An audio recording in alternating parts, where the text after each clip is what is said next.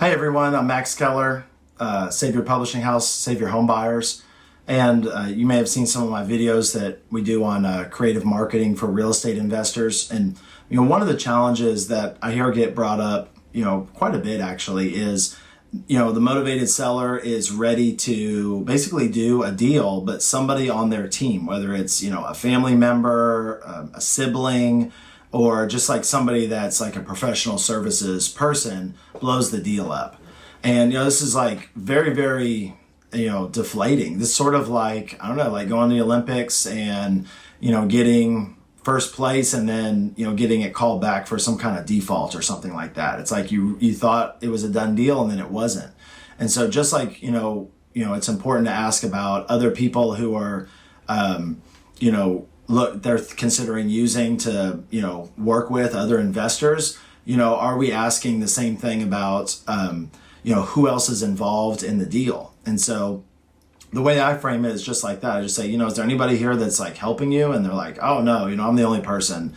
And normally I would have stopped there. And, but over just trial and error, I've noticed that that's not always the case. So, and, if you don't find out, then it's like you're going to find out eventually. And so if you think the deal is done, people are calling back and saying, oh, my mom, doesn't want to sell anymore. And, we want to take that back. And, it just turns into a total quagmire. So I just say, really, like if you did this today, like nobody would be left out or have their feelings hurt. And they're like, oh, well, yeah, my son lives in Nebraska and, we always kind of run things past him. So, getting that right is huge. And so what we do, just a quick tip is, it's really not that complicated. It's just like find out who it is. And then whatever it is, whatever information we've given the motivated seller, we just give the same information to them. And that's why being a trusted expert and having, things like, behind me, like some of these books and education helps,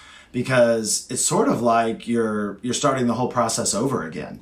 There was like a trust building cycle, but it started with, distrust until the motivated seller really got to know you. And then, it went from, okay, these guys look okay, maybe some curiosity, I'll check them out, to, interesting. And like, wow, those are the nicest people, right? And it's probably some steps in between. So, I found that when I reach out to somebody else on the team, it's like I said, it's like totally starting over. And it's kind of starting with distrust. And I found it's actually that I work a lot in the senior niche. So, a lot of the times if I'm working directly with the senior, their kids are involved in the decision making, but sometimes they're not like right there and they're not super hands-on. And so I find just because there's so much more unknown, it's unknown about maybe that their parents are even selling their house, unknown. Sometimes there's, ulterior motives and people don't, they thought that they were, going to get this big inheritance, and there's just all this weird stuff that happens, in this space. And so a lot of times when I'm calling the adult children, like the right word would be, suspicion. It took a while. Suspicion of me is like even higher. They've never met me face to face. And so what my strategy is try to find out who's involved as soon as possible.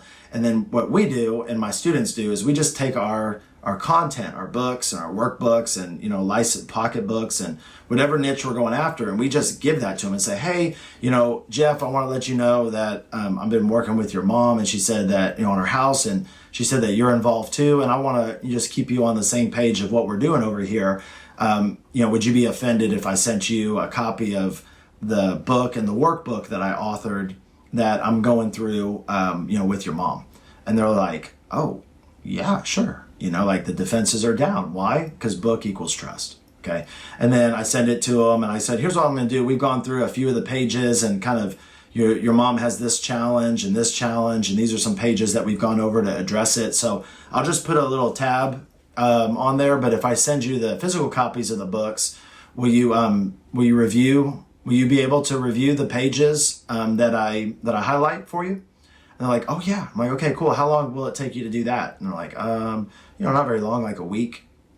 UPS has been really slow lately. I don't know what's going on with that company. So we're switching over to FedEx. So I just sent them out the books, in just the flat rate box. It's not very, does it cost me a little bit of money? Sure. but it's like, do I get my money back? Yeah. How many books can I send out to save a deal that would get blown up? Like 1 billion, we get cost pricing, so they're not very expensive.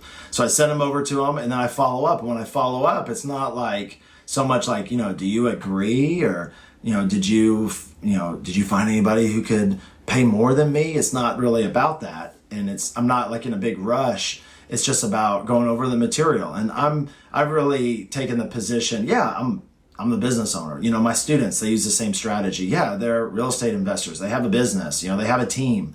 This is obvious, but when we're talking, it's like we're like their housing consultant, and we're just giving opinions and sharing knowledge and education. And so that really takes the barriers down, and I found it to be a game changer and just getting the other people of the team on board. Because not all the families get along, and there's a lot of drama going on. My grandma, I helped with her. If you know my story, I helped her, basically just helped take care of her for about 15 years, and she's my buddy.